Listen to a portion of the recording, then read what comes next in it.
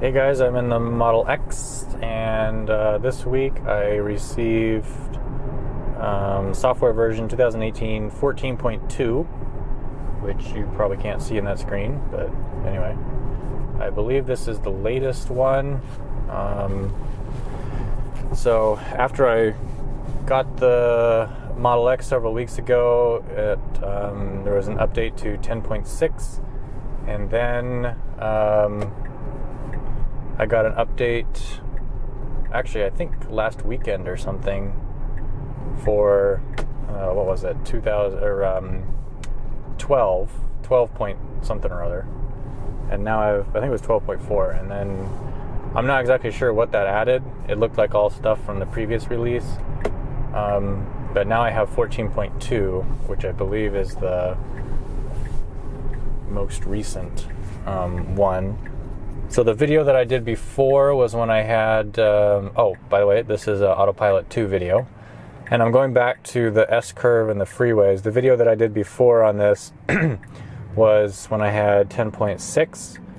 And at that point, it seemed to be fairly comparable to what I experienced in AP1, at least on freeways. I haven't tested it too much on non-freeway roads, where it's actually a little bit more challenging and maybe susceptible to more ping-ponging. But anyway, I'm going back and again testing AP2, in my case 2.5. This would have has the latest hardware, including the new MCU. It has I don't know, I think they upgraded the graphic stuff. I forget what that upgrade was in terms of the I don't know, was it technically a supercomputer?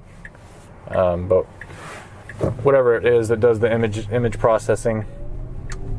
So anyway, I got to drive for a little bit to get to that S-curve. It's on a different freeway, but we can test some autopilot on the way.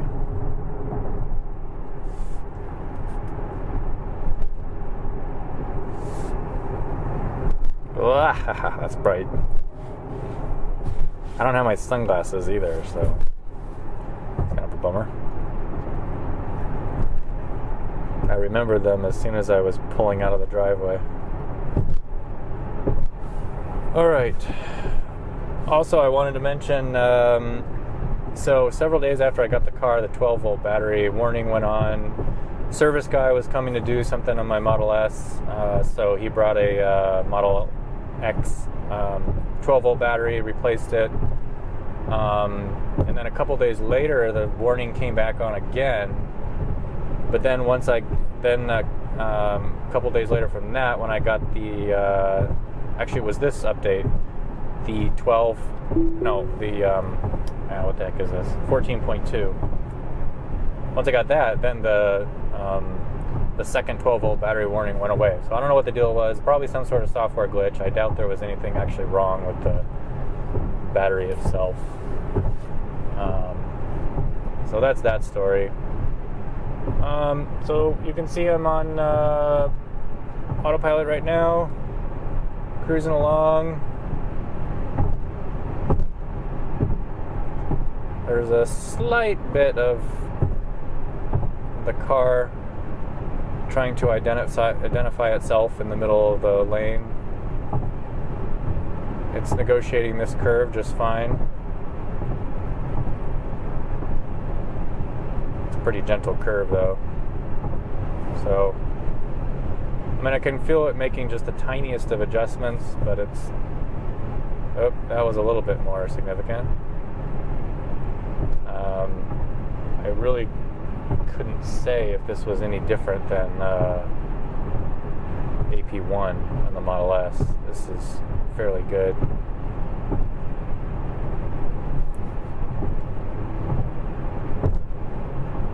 Just got a hold steering wheel warning. I do wish that the steering wheel warning started with a soft ding, but because, I mean, when I'm looking at the road or scenery or something, I don't always see these little tiny messages that show up. And I know the screen has the white stuff, but actually the kind of the perimeter of the steering wheel hides part of it. so it's actually not that easy to see. Also, I've noticed, I need to make a list of all the things that I've noticed going from Model S to Model X, but the warning chime and just kind of alert noises are a lot louder in this vehicle than my Model S. So here, I'll take off autopilot. Yeah, you hear that.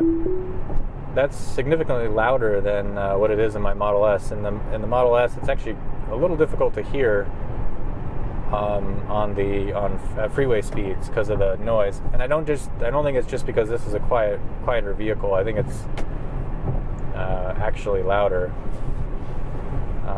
To the point that I've kind of wondered, like, if I have a kid sleeping in the back, I wonder if that's gonna possibly wake them up, or have the potential to do that more than in the other car.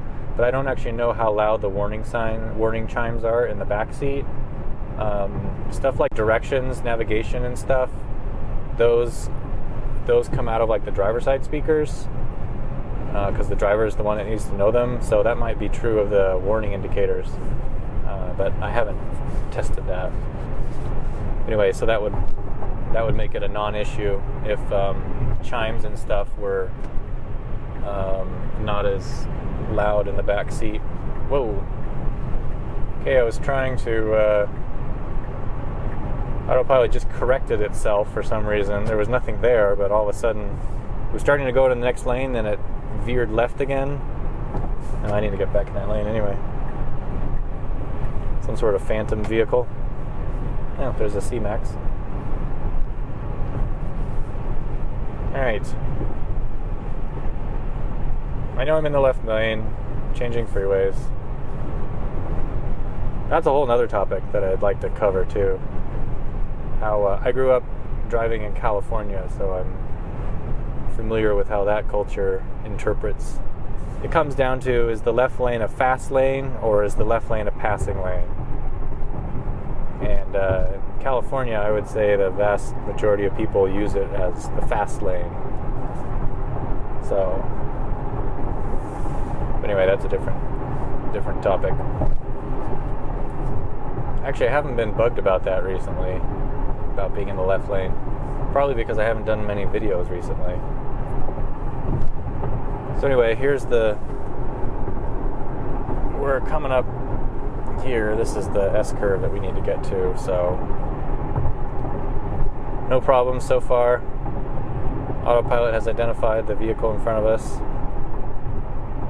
It's still locked onto the lines though, not the car.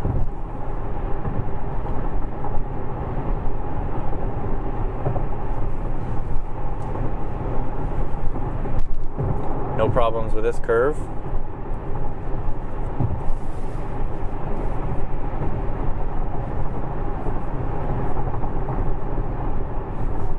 Yeah, there's the warning again. It's kind of like I feel like I'm being a horse race announcer. I don't know what you call those people. Like, and Model X is coming up in the left lane, coming up to a black Ford, and the Taurus is leading by about 2 lengths, coming up. Model X sees it, identifies, keeps within the lane.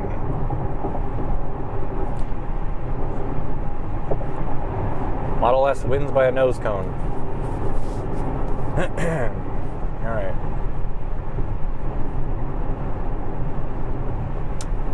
Model S actually got an update this weekend too, actually today.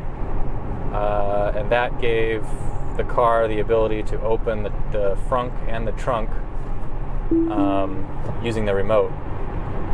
The newer Teslas, like the Model X, had already gotten that update. So been able to do that with the Model X for a while, but the Model S just got it. So that's cool. All right.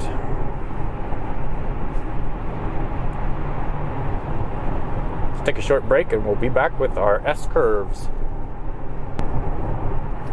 Actually, let's just come back now.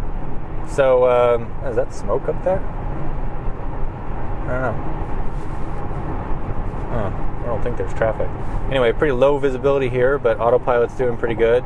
Still sees the car in front. Still sees the lines, even though it's actually kind of hard for me to see. The sun is like right. There we go. That's better. Alright. Oh, that guy wants to get over. This is like one of the worst intersections. Okay, here we go.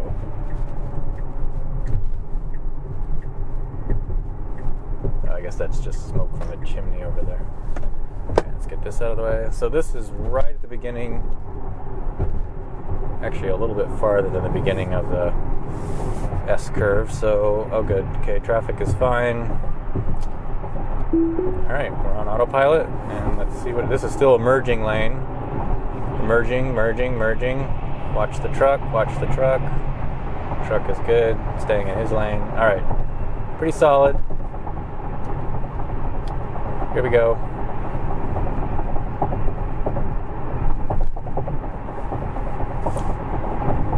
The car has slowed down. We're about 6 under the cruise control set. And it's not because of the car in front of us. Alright, now we're 5 below. Because that car is kind of peeling away. That car's going pretty fast.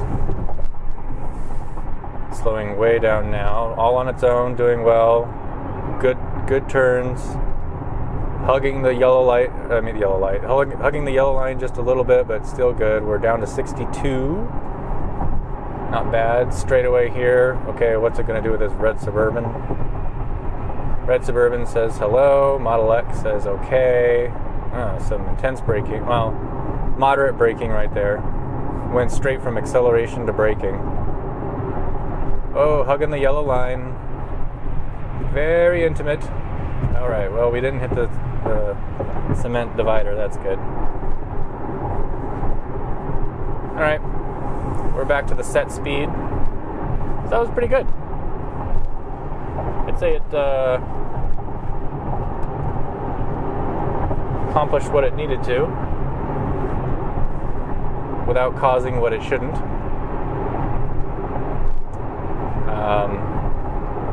Yeah. So again, it's not an area where I would just kind of let autopilot do its thing. It definitely needs to be...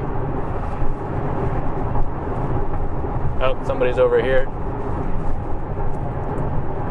Checking out the car. Motioning to me to be on the video thing. That's pretty cool. Nice truck also.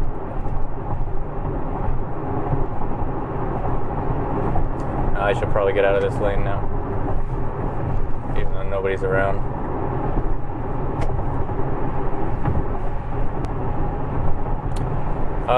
Okay, what was that? Oh yeah, so I wouldn't let autopilot just do its thing there because it's kind of nerve-wracking and subject to error. I mean, it's good at holding its line, but it's not good at what I would consider meta-analysis. In other words, sort of anticipating one step ahead or taking the visual data and then identifying what's actually behind what you're seeing. Like, you know, a car is next to you, but it's not just next to you, it's actually about to do this, or, you know, what's about to happen. Autopilot is purely reactionary right now. It's not predictive. So, anyway, but it's still a fun free segment of curved freeway to see how it handles itself. So compared to Autopilot 1, I mean, pretty much Autopilot 1 does that just that way. So in terms of that segment of road and those conditions, they're about the same. I'm not sure what would make, like when Autopilot 2 starts to become better, Enhanced Autopilot actually becomes Enhanced Autopilot. What does that mean? And starts breaking away from Autopilot 1 level. I think for me that would mean it starts to actually anticipate things, like it knows that the road is going to curve, so it slows down and starts preparing things. It starts slowing down, sees a car merging farther ahead, and it starts to anticipate that and slow down for it. To me, that's when Autopilot 2 is going to be taken to the next level. So in terms of that segment of road and those conditions, they're about the same. There may be some situations already where Autopilot 2 is better than Autopilot 1, but I'm not exactly sure what those would be. Maybe in, I don't know, maybe in roads like this. Let's throw it on really quick, see what it does. Oh, it's really creeping up slowly here to this car. Also, Autopilot 1 has had years of, driving experience, I guess, and adding that information to the fleet. And I think I said in my previous video, I don't know if Autopilot 2 has that data available to it. Hopefully it does. If not, I'm sure, there's going to be plenty of AP2 vehicles wandering around eventually, so it'll catch up if that's an issue. All right, so 2018.14.2 is the current version that I just tested. This is an AP2.5 quote-unquote vehicle. Or is that an official term? Does Tesla use 2.5? Anyway. So I would consider that a successful test of curvy freeway speeds with curves, and so there you go, and I'll see you guys in the next video.